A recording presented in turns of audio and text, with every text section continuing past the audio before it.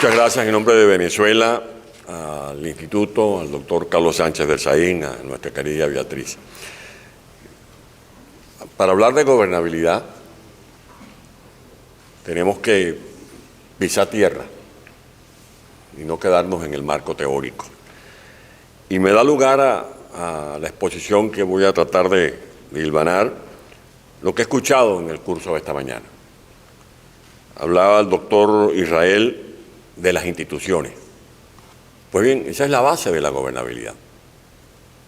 Si las instituciones son vulneradas, como viene ocurriendo en varios de nuestros países, y aquí hemos escuchado exposiciones que muestran lo que viene ocurriendo en Venezuela, en Colombia, como lo acaba de decir el doctor Santos, en Nicaragua, en Chile, etcétera.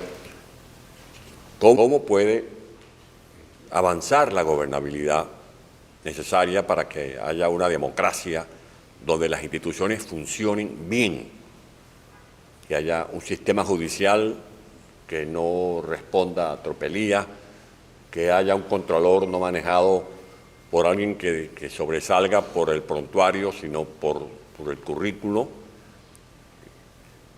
¿Cómo puede haber gobernabilidad si no se respeta ni siquiera la Constitución que se da en los países? Y es lo que vienen haciendo estos grupos que responden no a una ideología, sino que responden a una agenda donde sobresale el pragmatismo corrompido y corruptor, porque ya no se puede hablar del comunismo, de la ideología que defendía Fidel Castro, o de las banderas revolucionarias que enarbolaba Marulanda, o del socialismo del siglo XXI que pregonaba Chávez, o de las ideas del sandinismo que ha derivado en esta vergonzosa dictabrujería que está oprimiendo al pueblo nicaragüense. No se respetan, por supuesto, las leyes, no se respeta la Carta Democrática, y por eso vemos que esa desconfianza a la que aquí se han referido muchos de ustedes tiene que ver con la ineficiencia de instituciones como la OEA o como la ONU, donde se habla de defender los derechos humanos y resulta que los sillones de la Comisión de Derechos Humanos están ocupadas por representantes de los hermanos Castro o representantes de quien acaba de provocar una guerra insólita con Ucrania como son los rusos. Hablaba Juan Antonio Blanco, nos pedía junto con nuestro respetado y admirado Simonovi, si estos son estados mafiosos, ¿cómo lo definimos? Bueno, yo lo defino como una corporación criminal. Venezuela ya no es un estado de derecho, ese estado de derecho que reflejaba valores, avances. Venezuela ahora es un narcoestado, es un régimen donde se desarrollan todo tipo de alianzas, como lo acaba de decir muy bien el doctor Santos. Si no le creen a Santos cuando habla del tema del narcotráfico, o lo que dijo Simonovi cuando hablaba de las megabandas, de los colectivos, de todo el entramado de las rutas por las que murió Gentil Duarte en el Piedemonte Llanero de Arauca y el Apure, o por las que ejecutaron los mercenarios a Santrich en territorio venezolano. Bueno, apelemos a la JIFE, la Junta Internacional de Fiscalización de Estupefacientes, que en el mes de marzo del año 2021 presentó en Viena un informe según el cual de Venezuela sale casi el 30% de la cocaína que circula por el mundo. ¿Y por qué? Porque están controlando las instituciones. Lo que no logró Pablo Escobar en Colombia ni el Chapo Guzmán en México lo han logrado en Venezuela. Los cuarteles, las guarniciones militares, las élites protocolarias de la Fuerza Armada Nacional han constituido el cartel de los Soles, que se entiende con el cartel de Jalisco, con el de Sinaloa, con los cárteles de Colombia, que controlan la ruta del Catatumbo, que usan esa frontera de más de 1.200 kilómetros entre Colombia y Venezuela, una frontera porosa para traficar. Y en el estado Zulia, esta institución dependiente de la ONU ha confirmado que existen pistas de donde despegan aviones cargados de cocaína hacia Honduras, hacia Guatemala. Y es esa mafia o esa corporación criminal que tiene fuentes de financiamiento oscuras, como lo que ha denunciado, por ejemplo, Fundarredes, cuyo director está preso en Venezuela, el doctor Tarazona, y invoco por su libertad desde esta tribuna, por denunciar el crimen ecológico que se comete en el arco minero, que es un atentado no solo contra Venezuela, sino contra la humanidad, porque eso es un pulmón patrimonio de la humanidad. Y como lo ha documentado SOS Orinoco, que dirige la doctora Cristina Former de Burelli, y eso se hace ante los ojos del mundo. Y esa mafia, esa corporación criminal, además se vale del dinero de la corrupción. La letrina en que terminó siendo Odebrecht se convirtió en la caja de financiamiento.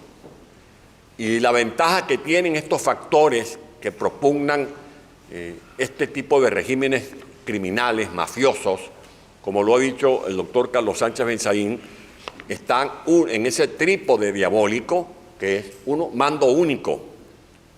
Y por eso cuando el periodista Tim se preguntaba cómo puede ser que Colombia no vaya y vote para condenar las violaciones de la libertad de expresión en Nicaragua, porque ellos responden un mando único.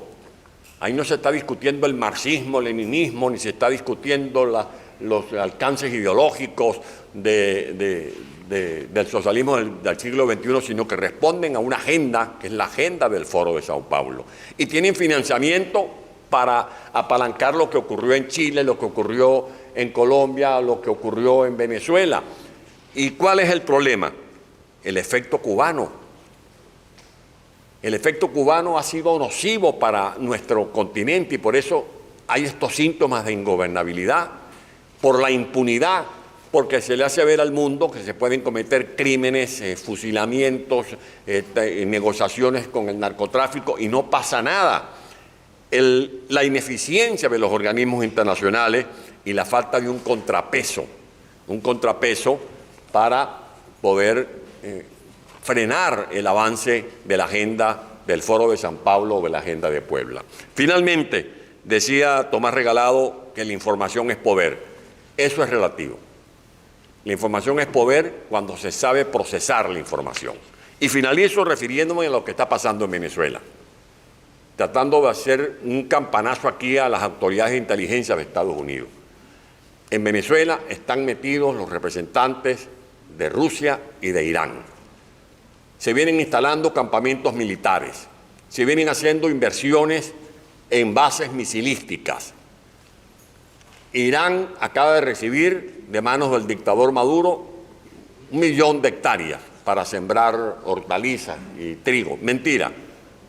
Es un paraván para esconder todas las operaciones de formar redes de terroristas que no solo ponen en peligro a Venezuela, sobre todo es a este país. ¿Y por qué hablo de la información? En Estados Unidos saben, por ejemplo, que en el mes de julio del 2011 hubo un debate en el Congreso de Estados Unidos sobre el tema del terrorismo. Hubo una audiencia del Comité de Relaciones Exteriores del Senado en febrero del 2012.